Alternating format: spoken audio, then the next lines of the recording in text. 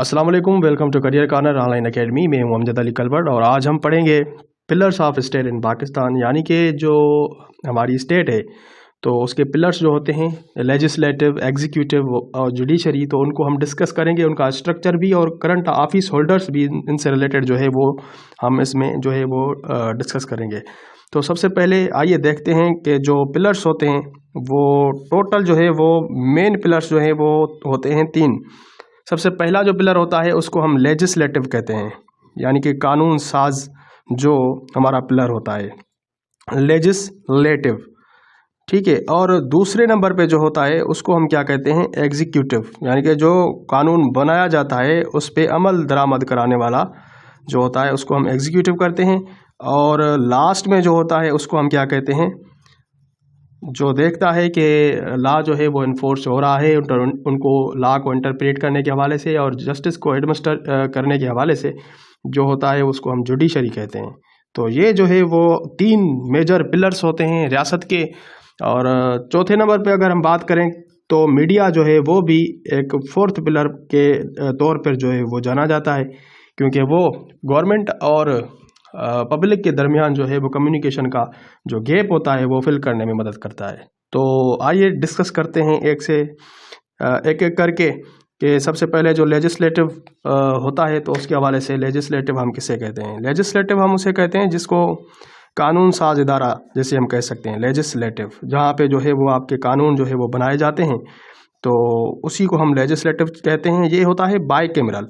Legislative क्या होता है, ये होता है बाई कैमरल। बाई का जो मतलब होता है वो होता है 2, कैमरल यानी कि जिसमें आपके 2 इदारों में ये चीज़ें जो है वो डिस्ट्रीब्यूट हों, ठीक है, और इजलास जो है वो एक में और दोनों में भी क्या हो बुलाए जाए हों। तो लेजिस्लेटिव को जो है जो एक लेजिस्लेटिव का हिस्सा होता है उसको हम लोअर हाउस कहते हैं, लोअर हाउस, और दूसरे को हम जो है लेजिस्लेटिव का जो हिस्सा होता है तो उसको हम क्या कहते हैं, ये अपर हाउस है। लोअर हाउस और अपर हाउस ये हो गए आपके 2। तो लेजिस्लेटिव में कानून साजी होती है मुख्तलिफ, और इसको हम कहते हैं कि ये ऐसा कह सकते हैं कि ये आपका जो है वो कानून बनाने वाला जो है वो आपका पिलर होता है, यानी कि मेक्स लॉ। लेजिस्लेटिव का काम क्या होता है, कानून को बनाना या कोई बिल पास करना या कोई आपका जो है वो लॉ जो है वो उसको तश्कील देना। तो उसके जो है वो 2 हाउसेस होते हैं, लोअर हाउस और अपर हाउस। इसी वजह से इन 2 हाउसेस की वजह से इसको बाई कैमरल जो है वो कहा जाता है। तो आइए देखते हैं हम डीप में कि जो आपका लोअर हाउस होता है उसमें क्या होता है और जो अपर हाउस होता है उसमें जो है वो क्या होता है। लोअर हाउस को अमूमन हम क्या कहते हैं, ये नेशनल असेंबली जो है, कौमी असेंबली इसको कहा जाता है। नेशनल असेंबली को लोअर हाउस जो है वो कहा जाता है। और नेशनल असेंबली का मेंबर बनने के लिए आपको जो है वो इलेक्शन जो है वो लड़ने पड़ते हैं, इलेक्शन कंटेस्ट जो है वो करने पड़ते हैं, तो तभी आप जो है वो मेंबर बनते हैं, ठीक है, तभी आप असेंबली के जो है वो मेंबर बन पाते हैं। तो जो असेंबली का मेंबर बनता है तो उसको हम कहते हैं MNA, ठीक है, MNA जिसको कहा जाता है। तो MNA हम उसका फुल फॉर्म कहेंगे कि मेंबर ऑफ नेशनल असेंबली, यानी कि नेशनल असेंबली का वो मेंबर बन चुका। तो टोटल MNAs की जो तादाद होती है इसमें वो 336 जो है वो MNAs टोटल होते हैं नेशनल असेंबली में, यानी कि 336। और इसमें से जो आपने सीटें होती हैं नेशनल असेंबली में 336 के हवाले से वो 60 जो होती हैं वो मुख्तस की जाती हैं ओनली वुमेन के लिए। जो औरतों के लिए सीटें होती हैं वो 60 होती हैं, और 336 में से 10 जो होती हैं वो मिनॉरिटी की सीटें जो है वो होती हैं नेशनल असेंबली की, MNA के हवाले से मिनॉरिटी की। बाकी जो बची आपकी सीटें तकरीबन 266 बची मेरे ख्याल में। तो 266 जो हैं वो खाली वैकेंट सीटें होती हैं, तो उन पे क्या होता है, उन पे होते हैं इलेक्शंस। उन पे क्या होते हैं, इलेक्शंस होते हैं। तो इलेक्शंस में ये होता है कि इतने हल्के होते हैं और हर एक हल्के में फ़र्ज़ करें ये एक एरिया है, उसमें 5 जो है वो कैंडिडेट्स जो हैं वो इलेक्शन लड़ रहे हैं। तो 5 कैंडिडेट्स में से कोई भी जो है वो एक उस हल्के में से इलेक्शन जीतेगा तो वो कहलाएगा आपका member of national assembly successful. ठीक है, यानी कि ऐसे तरीके से आपके पास जो है वो 266 जो है वो MNA बन जाते हैं, और उसके साथ साथ जो है 60 सीटें और 10 सीटें इनकी भी होती हैं। टोटल नेशनल असेंबली की सीटें जो होती हैं वो 336 होती हैं। तो इसी हवाले से जिस पार्टी के ज़्यादा MNAs होते हैं तो वही आपस में मिल के जो है वो हुकूमत बनाते हैं। वो खुद जो है वो उनको MNAs क्या करते हैं, नेशनल असेंबली में जाके इनमें से कोई भी MNA होता है उसको जो है वो उसके हवाले से PM के हवाले से, प्राइम मिनिस्टर बनाने के हवाले से उनके जो है वो इलेक्शन होते हैं नेशनल असेंबली में ही। तो MNAs वोट करते हैं, जिसको ज़्यादा वोट पड़ते हैं तो वो बन जाता है आपका PM, और जो जिसको ज़्यादा वोट नहीं पड़ते तो उसके हवाले से जो है वो उसको अपोजिशन में बैठना पड़ता है। तो अपोजिशन में भी अगर ज़्यादा जमातें हों तो उनमें से ज़्यादातर जो MNAs होते हैं वो आपका जो है वो अपोजिशन लीडर सिलेक्ट करते हैं कि ये आपका अपोजिशन लीडर होगा। ठीक, तो जो MNA होता है तो MNA आपका क्या होता है, आपका नेशनल असेंबली का लीडर होता है। इसको अपोजिशन लीडर कहते हैं, जो अपोजिशन में बैठे, और इसको जो है वो हम कहते हैं leader of the house. PM जो बनता है तो उसको हम क्या कहते हैं, लीडर ऑफ द हाउस कहते हैं। ठीक है, तो करंट जो आपका PM है वो है मियाँ शहबाज शरीफ। ठीक है, करंट PM जो है वो है आपका मियाँ शहबाज शरीफ। और ये जो PM है पाकिस्तान का, वो नंबर के लिहाज से जो है वो 24th जो है वो क्या है, PM है 24th। इससे पहले जो है वो 23 जो है PM रह चुके हैं पाकिस्तान की हिस्ट्री में। इससे पहले वाला 23rd पे यही था, क्योंकि इमरान खान की हुकूमत को जो है वो टॉपल करने के बाद नो कॉन्फिडेंस मोशन जो लिया था, उसके बाद शहबाज शरीफ ही PM बना था। 23rd इलेक्शन हुए, इलेक्शन के बाद जो PM बना वो भी शहबाज शरीफ बना। तो 23rd भी वही था, 24th भी जो है वो शहबाज शरीफ है, और जो 22nd था वो इमरान खान जो है वो पाकिस्तान का PM था, इमरान खान। ठीक है, तो आई होप आपको यहाँ तक चीज़ें जो है वो अच्छे से क्लियर हो गई होंगी। तो मेरे ख्याल में जो है वो आपको मैंने अच्छे से समझाया है। तो अपोजिशन लीडर करंट जो है वो है आपका PTI का बैक्ड महमूद खान अचकज़ई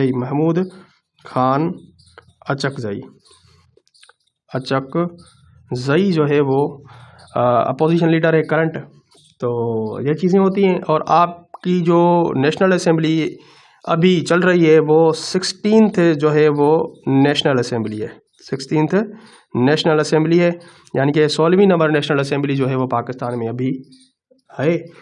तो PM जो है वो 24th नंबर जो है वो आपका है। तो यहाँ तक चीज़ें आपकी जो है वो क्लियर हो गई होगी। तो ये होता है आपका नेशनल असेंबली में जो भी कानून साजी होती है, नए कानून बनाया जाता है, कोई भी बिल पास किया जाता है, कोई भी लेजिस्लेशन होती है या कोई अमेंडमेंट की जाती है कानून में, तो नेशनल असेंबली से ही की जाती है। तो एक कानून जो है वो बनता है। अब देखते हैं कि जो अपर हाउस होता है उसका काम क्या होता है। अपर हाउस जो है वो हम कहते हैं कि ये सेनेट का जो है वो दूसरा नाम होता है। सेनेट को ही हम अपर हाउस कहते हैं। और इसमें सेनेट के जो मेंबर होते हैं उनको हम सेनेटर्स कहते हैं, सेनेटर्स। और सेनेटर्स का मुद्दा जो होता है वो 6 साल के लिए होता है। 6 साल के लिए जो सेनेटर रहता है। और MNA का जो टाइम पीरियड होता है वो जस्ट कितना होता है, 5 साल। 5 साल के टाइम पीरियड के लिए MNAs जो है वो सिलेक्ट होते हैं नेशनल असेंबली में। और सेनेटर्स का जो दौरानिया होता है, टाइम पीरियड होता है, वो होता है 6 साल। ठीक है, तो सेनेटर्स जो होते हैं उनका काम क्या होता है, जो भी बिल आपने कानून साजी की है तो वो यहाँ से पास होगा नेशनल असेंबली से, वो जाएगा आपका सेनेट में। वो सेनेट में भी वो बिल जो है वो पास होना लाजमी है। उसके बाद जो है बिल मूव करेगा कहाँ पे, प्रेसिडेंट के पास। पाकिस्तान का जो सदर होता है उसके पास बिल मूव करेगा। अगर सदर जो है वो उस बिल पे जो है वो साइन कर देता है, उस बिल पे जो है वो अगर वो साइन कर देता है तो वो बिल जो है वो लॉ बन जाता है। ठीक है, वो बिल क्या बन जाता है, लॉ बन जाता है। अगर सदर जो है वो नहीं करता साइन तो 10 दिन के बाद जो है वो यही समझा जाता है कि वो बिल ऑटोमेटिकली लॉ माना जाएगा। यानी कि 10 दिन तक ये प्रेसिडेंट की पावर है कि उसको बिल को रोक सकता है, मगर 10 दिन के बाद अगर 10 दिन गुजर गए तो ऑटोमेटिकली वो बिल जो है वो ला कंसिडर किया जाता है, बिल जो है वो पास डिक्लेयर किया जाता है कि ये बिल जो है वो पास है। ठीक है, तो यहाँ प्रेसिडेंट की जो है वो बात आई है, तो प्रेसिडेंट करंट जो है वो प्रेसिडेंट है वो 14th है, 14th प्रेसिडेंट है पाकिस्तान का, और वो है आसिफ अली जरदारी, आसिफ अली जरदारी। और ये 11th प्रेसिडेंट भी रह चुका है पाकिस्तान का। तो ये आपका होता है इस तरीके से अपर हाउस और लोअर हाउस, और इन दोनों हाउसेस में जो है वो जो इजलास चलाए जाते हैं वो किस तरह चलाए जाते हैं। तो देखें, जो आपकी नेशनल असेंबली होती है, नेशनल असेंबली जो है वो होती है, तो नेशनल असेंबली के जो है इजलास चलाने के हवाले से दो जो है वो इसके बंदे होते हैं। एक जो है वो उसको हम कहते हैं स्पीकर, जो कौमी असेंबली को जो है वो इजलास को चलाता है, और दूसरा जो होता है वो उसको हम कहते हैं deputy speaker, deputy speaker. Speaker और डिप्टी स्पीकर जो होता है आपका किस में होता है, इसमें नेशनल असेंबली में होता है। और करंट नेशनल असेंबली जो है वो 16th नेशनल असेंबली है पाकिस्तान की। तो उसमें करंट आपका जो स्पीकर है वो कौन सा है, वो है सरदार अयाज सादिक, सरदार अयाज सादिक। अयाज सादिक जो है current speaker of the national assembly है। और डिप्टी स्पीकर जो करंट है वो कौन है, वो है डिप्टी स्पीकर सैयद गुलाम मुस्तफ़ा शाह, सैयद गुलाम मुस्तफ़ा शाह जो है, मुस्तफ़ा शाह जो है वो करंट आपका नेशनल असेंबली का डिप्टी स्पीकर है। ठीक है, तो ये करंट अफेयर्स के हवाले से आपका ये क्लियर हो गया, और स्ट्रक्चर के हवाले से आपको वो चीज़ें जो है वो क्लियर हो गई। तो उसके बाद हम देखते हैं कि जो सेनेट के हवाले से उसमें भी तो इजलास चलते हैं ना।